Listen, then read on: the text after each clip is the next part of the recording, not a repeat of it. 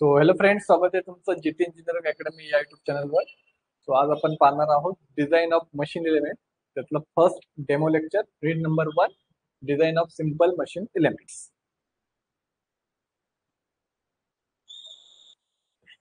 ठीक आहे. तर डिझाईन ऑफ मशीन एलिमेंट हा जो सब्जेक्ट आहे हा सॉलिड मेकॅनिक्सचा नेक्स्ट व्हर्जन. त्यातले भरपूर सारे कन्सेप्ट आपल्याला डिझाईन ऑफ मशीन एलिमेंट या युनिटमध्ये आपल्याला या सब्जेक्टमध्ये आपल्याला यूज करायचे असतात. आणि हा one of the difficult subject आहे. याचे आन्सर जे असतात क्वेश्चनचे हे लेंदी असतात, जसे सॉलिड मेकॅनिक्सचे असतात. सो डिफिकल्टी लेवल जास्त आहे बट सिलेबस कमी आहे. सो जर प्रॅक्टिस चांगली केली त्यामध्ये स्कोर पण होतो, आणि जर कमी प्रॅक्टिस असेल तर मग थोडासा प्रॉब्लेम पण होतो पासिंगसाठी सुद्धा. सो इन सेम मध्ये 12 मार्क्स 12 प्लस मार्क्स येण्याचा प्रयत्न करा, जेणेकरून तुम्हाला एंड सेमला चांगल्या प्रकारे मार्क्स भेटतील किंवा पासिंगला काही प्रॉब्लेम येणार नाही. ठीक आहे. स्क्रीन प्रॉपर दिसते का? एकदा मेसेज करून सांगा. स्क्रीन आज क्लिअर दिसते का? काल क्लिअर दिसत नव्हती.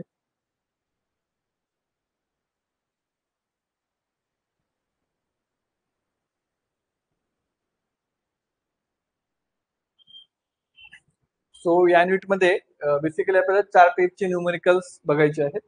क्वार्टर जॉईंट, त्याचं डिझाईन प्रोसिजर पूर्ण, त्याचा एक न्यूमेरिकल असतो. त्यानंतर नकल जॉईंट, हा एक छोटासा न्यूमेरिकल 6 मार्कला येऊ शकतो. क्वार्टर जॉईंट मोठा न्यूमेरिकल येतो, कधी कधी 10 मार्कला सुद्धा, 8, 9 किंवा 10 मार्कला सुद्धा येऊ शकतो. नंतर क्रँक लेवरचं एक आहे एक्झाम्पल, बट ते थोडंसं डिफिकल्ट आहे, लेंदी आहे, त्याला आपण स्किप करणार आहे. आणि इसेंट्रिक लोडिंग यावर एक एक्झाम्पल आहे. ते 3 टाईपचे न्यूमेरिकल आपल्याला करायचे आहेत. कधी कधी छोटासा थेरी क्वेश्चन सुद्धा येऊ शकतो. तर आता बघूयात की या युनिटमध्ये काय आहे. तर पहिला आहे याच्यामध्ये टाइप्स ऑफ, पहिला पॉईंट आहे टाइप्स ऑफ लोड. तर टाइप्स ऑफ लोड मध्ये 3 टाईपचे लोड असतात. पहिला असतो स्टॅटिक लोड, दुसरा असतो फ्लक्च्युएटिंग लोड, आणि तिसरा असतो इम्पॅक्ट लोड. आता स्टॅटिक लोड म्हणजे काय, जसं आपण मेकॅनिक्स मध्ये शिकलेलो आहे, एक पार्ट असतो स्टॅटिक्सचा, तो की फिक्स आहे. दुसरा असतो डायनामिक्सचा, तो आहे मुव्हेबल. राईट. तर स्टॅटिक्स म्हणजे काय? Steady, that is fix. So याची डेफिनेशन काय येईल? A gradually applied load which does not changes or which does not change in magnitude, direction or point of application with respect to time is known as static load. म्हणजे काय? असा load ज्याची direction change होत नाही, magnitude change होत नाही, किंवा त्याचं पॉईंट ऑफ ऍप्लिकेशन सुद्धा चेंज होत नाही विथ रिस्पेक्ट टू टाइम, त्याला म्हणतात static load, which is also known as steady load or fixed load. त्याचं एक्झाम्पल आहे tension in a truss member. जो ट्रस असतो त्याची जी ट्रसची जे काही स्ट्रक्चर आहे ते फिक्स असतं, स्टेडी असतं. देन सेकंड आहे फ्लक्च्युएटिंग लोड. आता फ्लक्च्युएट होणे म्हणजेच व्हॅरी होणे, चेंज होणे. त्याची डेफिनेशन स्टॅटिकचे अपोजिट असणार. A gradually applied load which changes in magnitude और डायरेक्शन और point of application with respect to time is known as static. Opposite लिहिलं इज नोन एज, काय येणार इथे? Fluctuating load is known as fluctuating load.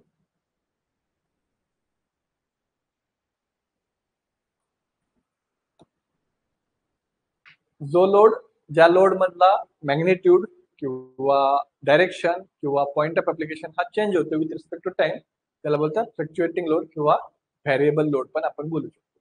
त्याचं example आहे force in IC engine all spring and bending moment. Next आहे impact load. आता impact load म्हणजे काय?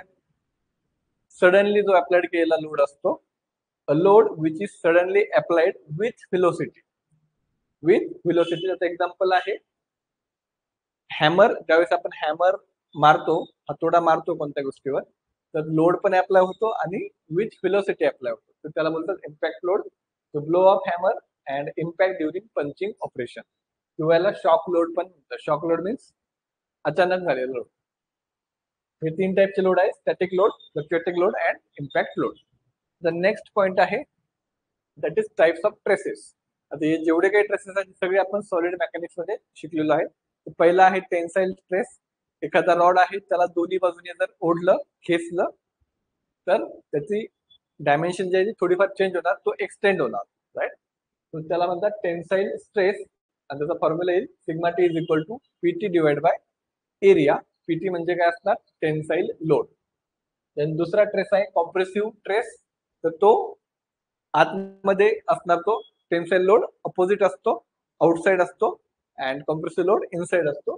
Sigma c is equal to P C. P C means compressive load divide by area, आणि हा जो load असतो तो निगेटिव्ह असतो. Tensile load positive, compressive load negative. Then third आहे बेंडिंग ट्रेस. आता हा जो आहे युनिट नंबर 3 मध्ये एसएम मध्ये आपण शिकलेलो आहे.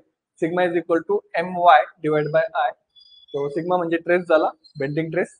एम म्हणजे मोमेंट ऑफ इनर्शिया, वाय म्हणजे सीजी आपण पॉईंट सेंटर ऑफ ग्रॅव्हिटीचा पॉईंट फाइंड करत होतो, आणि आय म्हणजे मोमेंट ऑफ इनर्शिया. एम म्हणजे बेंडिंग मोमेंट, वाय म्हणजे सेंटर ऑफ ग्रॅव्हिटी, आय म्हणजे moment of inertia. Then next आहे युनिट नंबर थर्ड मध्ये आपण शिकलेलो, that is direct shear trace. Tau D is equal to P S upon A. आता P S म्हणजे काय, तर पी एस म्हणजे आहे शिअर फोर्स किंवा शिअर लोड, आपण त्याला बोलू शकतो. Then torsional shear stress, T by J is equal to G theta by L is equal to tau by R. And last आहे bearing pressure PB is equal to P by A. पण या ठिकाणी area काय असणार, diameter into length असणार. तर हे झालं तुमचे टाइप्स ऑफ ट्रेसेस. टोटल किती टाइपचे ट्रेस आहे, 6 टाइपचे ट्रेस आहे. Tensile stress, compressive stress, then bending stress, direct shear stress, torsional shear stress and bearing pressure. तर हे होते आपले टाइप्स ऑफ ट्रेसेस. आता नेक्स्ट जो पॉइंट आहे तो म्हणजे फॅक्टर ऑफ सेफ्टी. तर यावर क्वेश्चन जनरली विचारला जातो, थेरी क्वेश्चन. तो फॅक्टर ऑफ सेफ्टीची काय डेफिनेशन आहे, it is the ratio of material strength to the working or allowable or design stress. तर काय येणार इथे, factor of safety, factor of safety is equal to material strength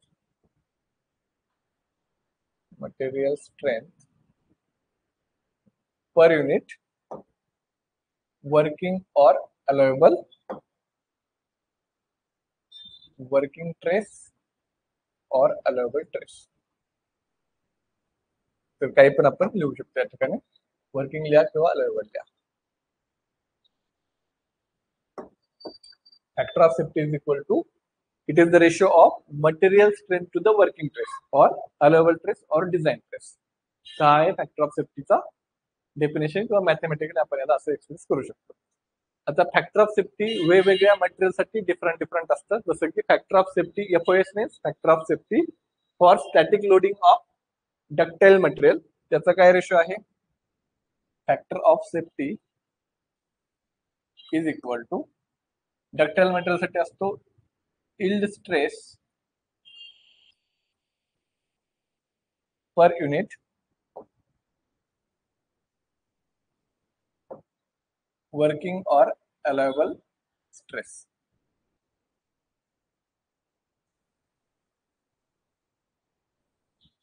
working or allowable stress. त्यानंतर next आहे FOS for static loading of brittle material. तर brittle material साठी काय असणार, FOS is equal to ultimate stress divide by working stress. FOS is equal to ultimate stress per unit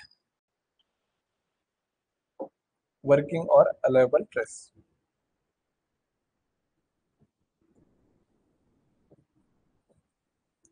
and last आहे factor of safety for fatigue loading. तर इथे येणार FOS is equal to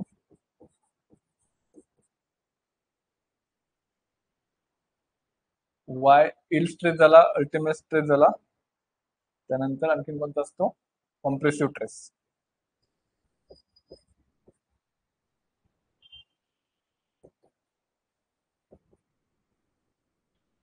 endurance आपण बोलू शकतो त्याला, endurance stress per unit working or allowable stress.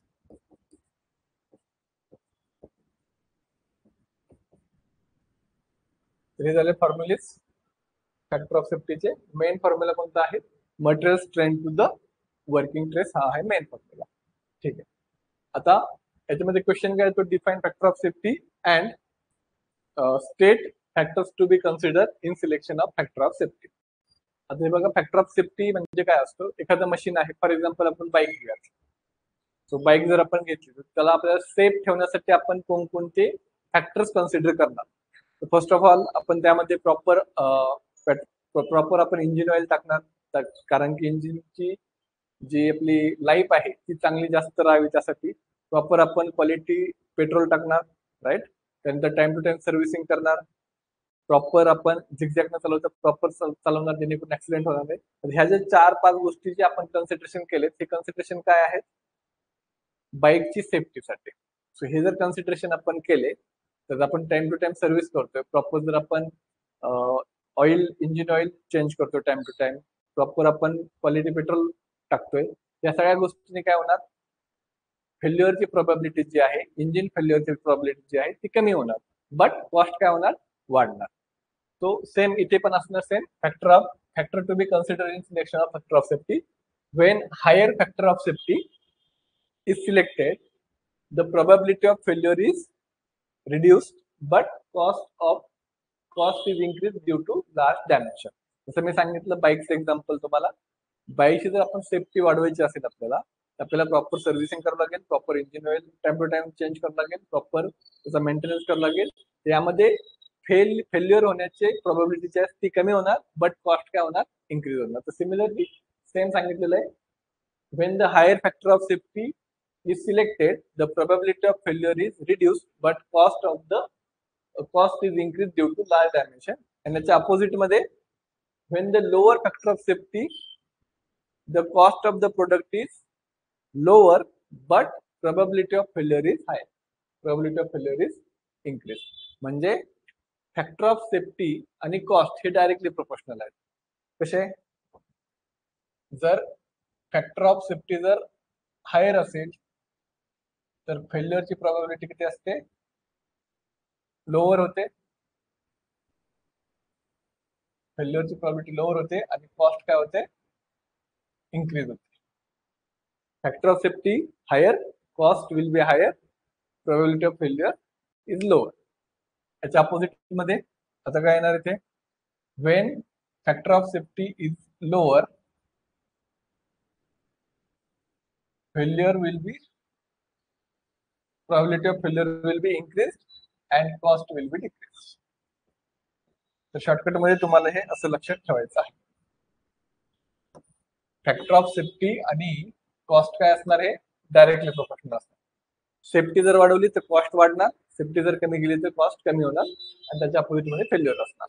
Okay, तर हा झाला आपला सुरुवातीचा पार्ट. आता कोणकोणते सिलेक्शन क्रायटेरिया आहेत फॅक्टर ऑफ सेफ्टीचे ते बघूया.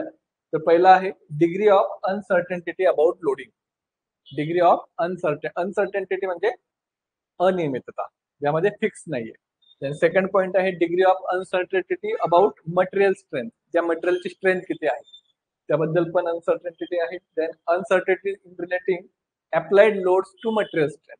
पहिला आहे about loading, degree of uncertainty about loading.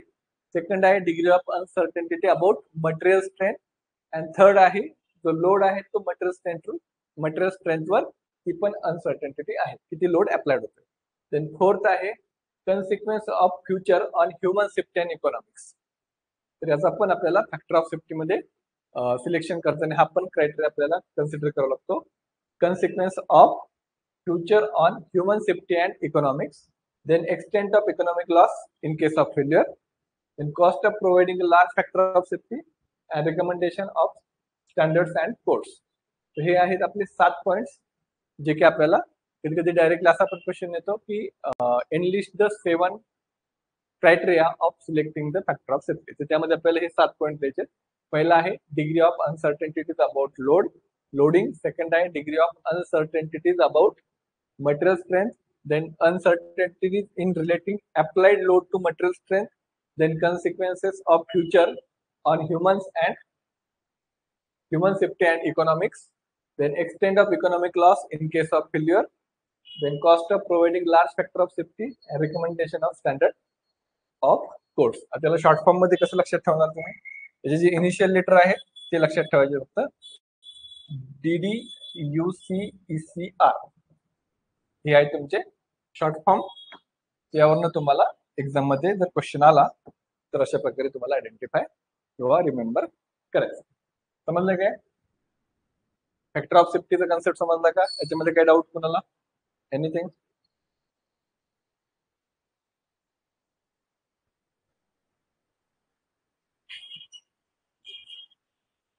Okay.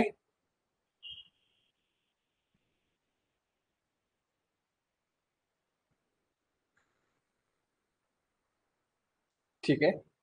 तर नेक्स्ट पॉईंट घेऊयात मग.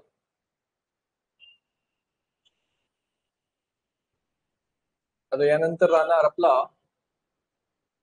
क्वार्टर जॉईंटचा डिझाईन प्रोसिजर अँड ऑल. तर ही फिगर दिसते का प्रॉपरली? ही छोटी दिसते. तर चला हे समजून तुम्हाला काय आहे. तर हा आहे आपला रॉड, जो सुरुवातीला दिसतोय तो रॉड. त्यानंतर नेक्स्ट पार्ट आहे सॉकेट, त्याच्या पुढचा पार्ट आहे क्वार्टर आणि लास्टचा पार्ट आहे स्पिगॉट. ठीक आहे. तर क्वार्टर हा काय सॉकेट आणि स्पिगॉटचा मधला कनेक्टर आहे. ठीक आहे. तर त्याच्यामध्ये याचे आपल्याला कशाला काय म्हणतात त्याचे डायमेन्शन आहे ते समजून घ्यायचे प्रॉपरली. ठीक आहे. ओके. तर फर्स्ट ऑफ ऑल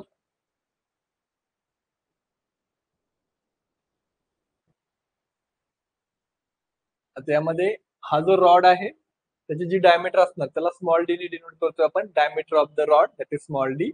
पी जो आहे पी म्हणजे कोणता?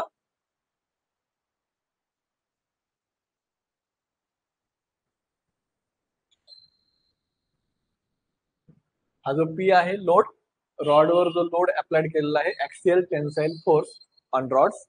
त्यानंतर डी वन म्हणजे कुठे आहे बघा, इथे आहे बघा डी वन काय आहे? डी1 आहे डायमीटर ऑफ द स्पिगॉट और inside diameter of the socket. आता स्पिगॉटची डायमीटर आणि इनसाइड डायमीटर ऑफ सॉकेट हे दोन्ही सेमच आहे. इथली जी डायमीटर आहे ही आणि स्पिगॉटची जी डायमीटर आहे ती सेम आहे. डायमीटर ऑफ डी1 तुम्हाला जी डी1 आहे. त्यानंतर नेक्स्ट डायमेन्शन आहे डी2. तर डी2 काय आहे? Diameter of the spigot collar. तर इथला जो आहे ही जो कॉलर आहे स्पिगॉटचा तर त्याला म्हणतात डी2. इथे आहे बघा स्मॉल डी2. त्यानंतर कॅपिटल डी1 म्हणजे outside diameter of the socket. ही जी सॉकेट आहे याची आउटसाइड डायमीटर. त्यानंतर डी2 म्हणजे diameter of the socket collar. हा जो कॉलर आहे हा मोठा कॅपिटल डी2 तो आहे सॉकेटचा diameter, outside diameter of the socket. And D two म्हणजे डी2 झाला. त्यानंतर बी आहे, बी आपल्याला दिसत आहे जो क्वार्टरचा जो डिस्टन्स आहे तो मेन विड्थ ऑफ क्वार्टर. क्वार्टरची जी विड्थ आहे त्याला बोलतात स्मॉल बी. नंतर टी म्हणजे आहे थिकनेस ऑफ द क्वार्टर. कुठे दिसतोय का आपल्याला थिकनेस? हा टी टी टी टी कुठे दिसतोय आपल्याला? इथे थिकनेस ऑफ द क्वार्टर. हा इथली जी थिकनेस आहे त्याला म्हणतात स्मॉल टी. त्यानंतर सी म्हणजे thickness of the socket collar. इथे दिसते सी आपल्याला thickness of the socket collar. Then T one आहे हा इथला T one that is thickness of spigot collar. A आहे distance from the end of the slot to the end of the spigot. हा जो slot आहे आणि हा जो स्पिगॉट आहे त्या दोघांमधलं काय असणार डिस्टन्स त्याला म्हणतात ए. तर हे जे डायमेन्शन्स आहेत किंवा हे जे नोटेशन आहेत हे आपल्याला समजून घेण्यात जास्त इम्पॉर्टंट आहे न्यूमरिकल साठी. तर काय वापस एकदा आपण पुन्हा एकदा बघूयात. पी म्हणजे काय आहे? Axial tensile force. त्यानंतर डी म्हणजे डायमीटर ऑफ द रॉड. हा जो रॉड आहे त्याची डायमीटर स्मॉल डी. इथे पण दिलेला आहे बघा small D diameter of the rod. त्यानंतर डी वन म्हणजे काय? हा जो डी1 इथे दिसतोय डी1 म्हणजे हा जो सॉकेट आहे त्या सॉकेटचा inside diameter of the socket और डायमीटर ऑफ द स्पिगॉट. म्हणजे सॉकेटचा जो इनसाइड डायमीटर आहे आणि स्पिगॉटचा जो डायमीटर आहे तो कसा आहे? सेम आहे. त्यानंतर डी2 काय आहे? स्मॉल डी2. हा स्मॉल डी2 आहे तर तो आहे diameter of the spigot collar. म्हणजे तीन आपल्याकडं हे आहेत टर्म्स आहेत. पहिला आहे सॉकेट, देन आहे क्वार्टर आणि देन आहे स्पिगॉट. या तिघांचे सगळे आपल्याला डायमेन्शन लक्षात ठेवायचे. डी1 म्हणजे inside diameter of the socket. D two म्हणजे diameter of the spigot collar. D1 capital D1 म्हणजे outside diameter of the socket. Outside हा जो आहे outside diameter of the socket तो आहे कॅपिटल D1 आणि कॅपिटल D2 आहे diameter of the socket column. म्हणजे ते जे आउटसाइड डायमीटर आहे सॉकेटची त्याच्यावरती जे कव्हर टाकलेलं आहे किंवा त्यातला जे कॉलर आहे त्याला बोलतात कॅपिटल D2. नंतर स्मॉल बी टी सी टी T1 आणि ए हे जे स्मॉल डिस्टन्स आहेत A C T1 T आणि B हे सगळे डिस्टन्स. अँड लास्टला सिग्मा टी म्हणजे परमिसिबल टेन्साइल स्ट्रेस असतो, सिग्मा सी म्हणजे परमिसिबल कॉम्प्रेसिव्ह स्ट्रेस असतो आणि टाऊ म्हणजे असतो परमिसिबल शिअर स्ट्रेस. इथपर्यंत ठीक आहे का? समजलं का इथपर्यंत? सॉकेट कोणता आहे, क्वार्टर कोणता आहे, स्पीकर कोणता आहे? एनी डाऊट यामध्ये? तर एक्झामला आपल्याला ही फिगर नसते फाइंड करायची, बट आपल्याला सगळे डायमेन्शन फाइंड करायचे असतात.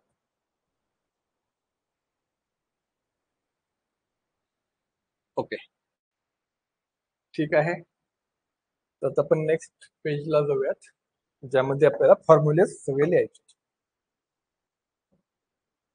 10 फॉर्म्युले आहेत आणि त्यावर एक एक्झाम्पल तुम्हाला 10 मार्क पर्यंत एक्सपेक्टेड असतं.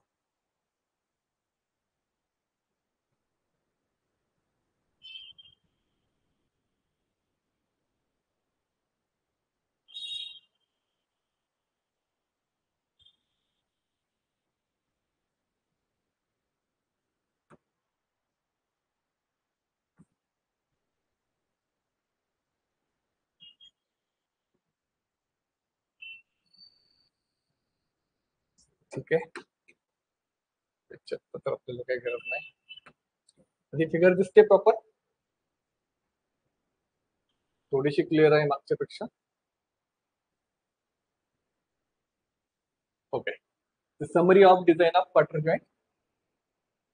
आता आपण जे सगळं पाहिलं, स्मॉल डी म्हणजे diameter of the rod, then D1 D2 capital D1 capital D2 इथे दिसते बघा small D diameter of the rod, then small D1 म्हणजेच inside diameter of the socket, then D2 diameter of the spigot of collar, या सगळ्या गोष्टी. तर आपण याला 1 बाय 1 लिहूयात.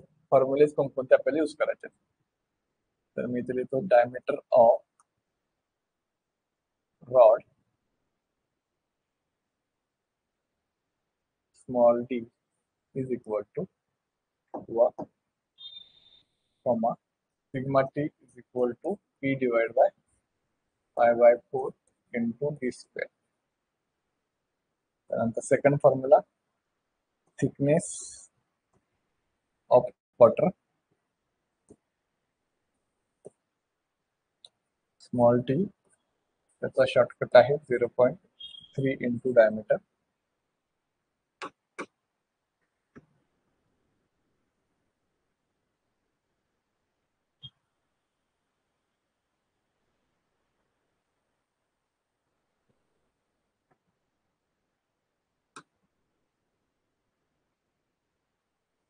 ओके,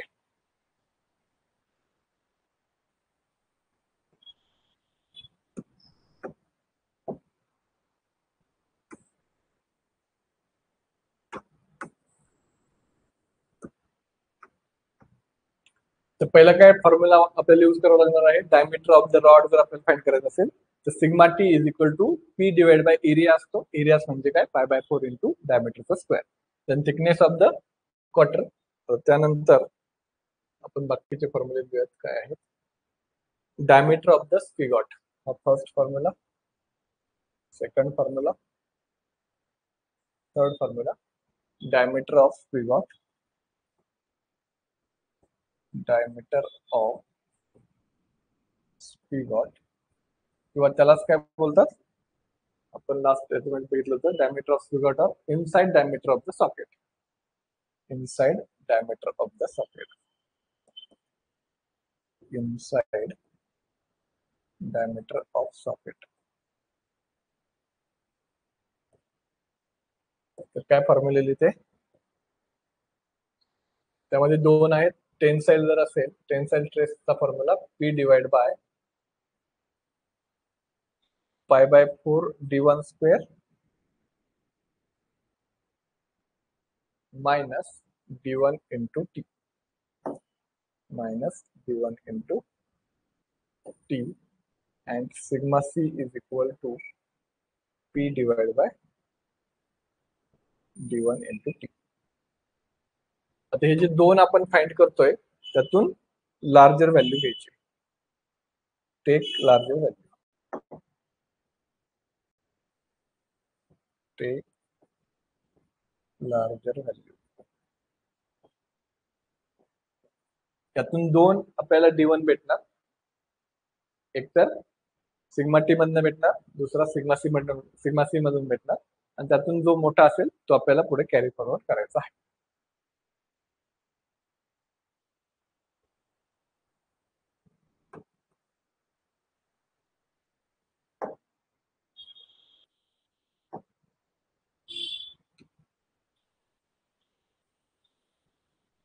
त्यानंतर नेक्स्ट फॉर्म्युला आहे fourth,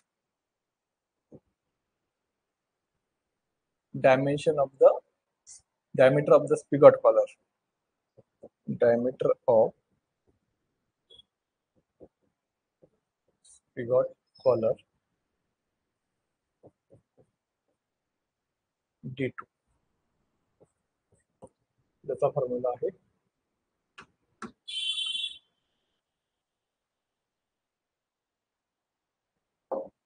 sigma c is equal to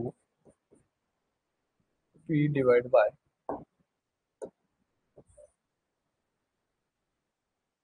pi by 4 d2 minus d1 square, pi by 4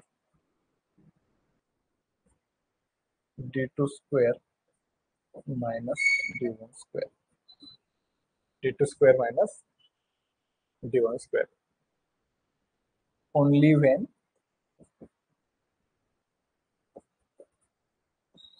p is compressive, p is compressive. आता हे जे फॉर्म्युलेज आहेत हे 10 फॉर्म्युले आपल्याला पूर्णपणे लर्न करावं लागणार आहे, त्याच वेळेस हा पूर्ण न्यूमेरिकल सॉल्व्ह होता. त्यानंतर next, thickness of the spigot collar,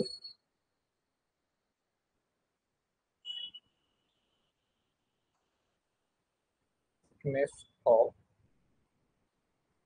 spigot collar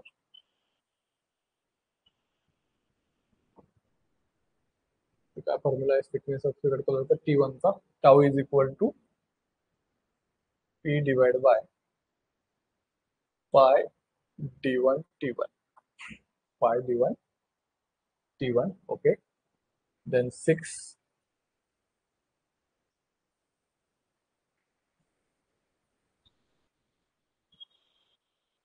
काय फॉर्म्युला आहे, distance from end of slot to end of spigot, distance from end of slot to end of spigot.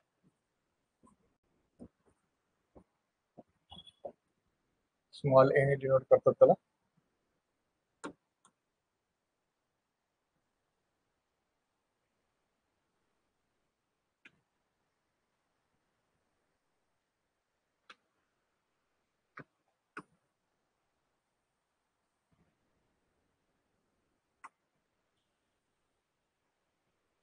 Tau is equal to P divided by 2 D1 A. Then 7 formula,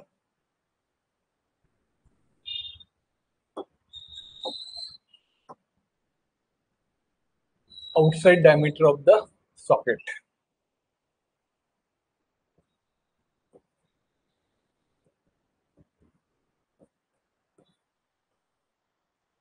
outside diameter of the socket, that is D1, sigma T is equal to P divided by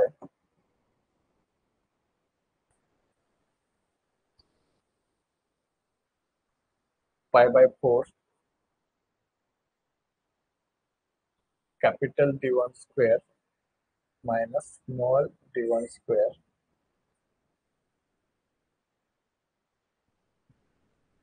pi by 4 capital D1 square minus D1 minus D2, D1 minus D1 T. तर formula proper समजून घ्या. काय आहे? Pi by 4 D1 square minus D1 square minus D1 minus D1 into T. हा जो pi by 4 आहे फक्त first टर्मलाच अप्लाय आहे. Then formula number 8, diameter of socket collar 2.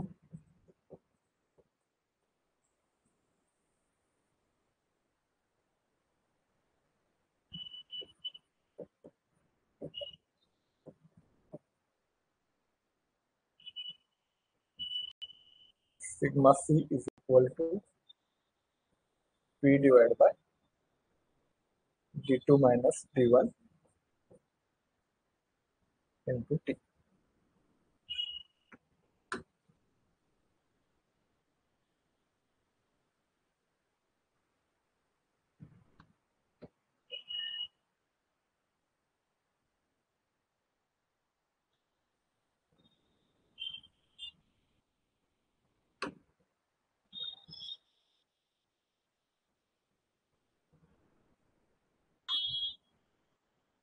Formula number 9, thickness of socket collar,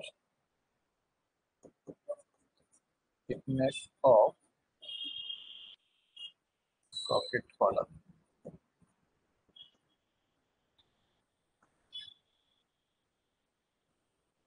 Tau is equal to P divided by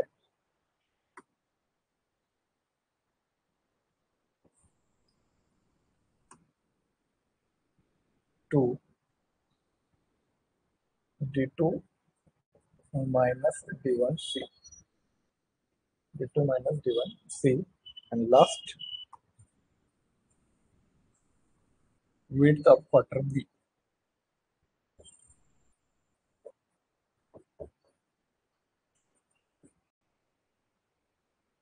Tau is equal to P divided by 2BT, and sigma B is equal to P 2D2 plus D1 divided by 4PB square.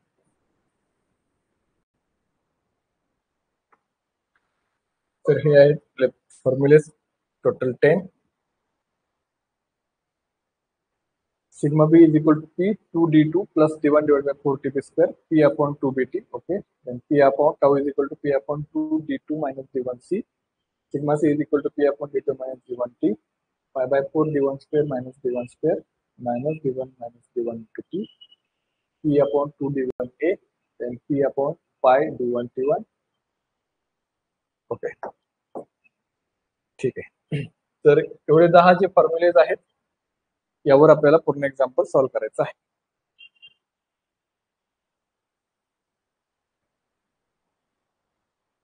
हो, हे सर्व formulas आहेत quarter जॉईंटचे डिझाईनचे फॉर्म्युले. तर वापस सगळं समजून सांगतो कशाला काय म्हणतात ते बघा.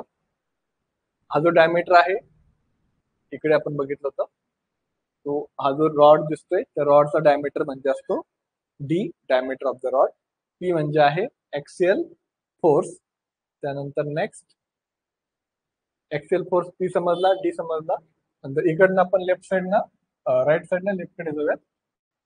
तर D2 कॅपिटल D2 काय आहे त्याच्या आधी आपण स्मॉल D2 बघूयात. स्मॉल D2 आहे आपला स्पिगॉटचा डायमीटर. कुठे दिसतो स्मॉल D2? हा, diameter of the spigot collar, small D2. ठीक आहे. त्यानंतर कॅपिटल D2 काय आहे?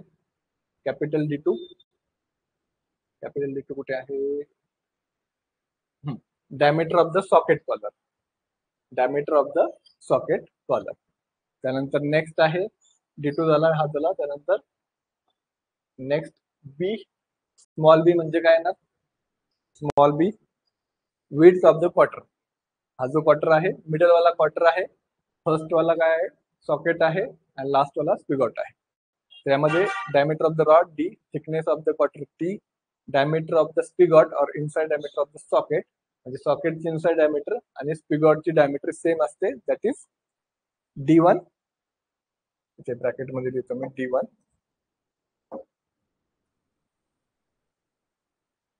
त्यानंतर diameter of the spigot collar D2 हा जो दिसतोय, diameter of the spigot collar. नंतर thickness of the spigot collar that is T1. Then distance from end of slot to end of the spring that is A हा जो distance आहे. Then outside diameter of the socket capital D1 हा जो आहे सॉकेटचा outside diameter. And diameter of the socket collar D2 capital D2 तो already सांगितलाय. Thickness of the socket collar C हा जो दिसतोय C हा आहे thickness of the socket collar. तर एवढे जे टर्म आहेत हे आपल्याला फाइंड करायच्या असतात. ओके, सो आता नेक्स्ट लेक्चरला, आजच्या लेक्चरला आपण एवढंच इथेच थांबतोय. फक्त आज काय करा तुम्ही, हे 3 गोष्टी समजून घ्या. पहिलं असतं सॉकेट, देन असतं क्वार्टर, देन असतं स्पिगॉट. त्याचे डायमेन्शन कशाला काय म्हणतात हे समजून घ्या.